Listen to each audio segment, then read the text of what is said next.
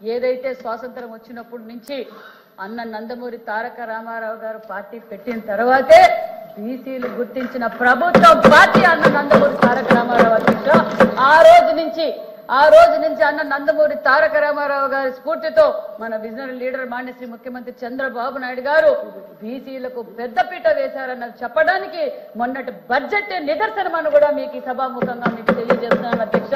ఎందుకంటే 14-19లో రాష్ట్రం విడిపోయినప్పుడు కష్టకాలంలో ఉన్నప్పుడు కూడా బీసీలు అంటేనే తెలుగుదేశం అంటేనే బీసీలు కూడా అదే విధంగా న్యాయం చేశామనే విషయాన్ని కూడా తెలియజేస్తున్నాం అధ్యక్ష.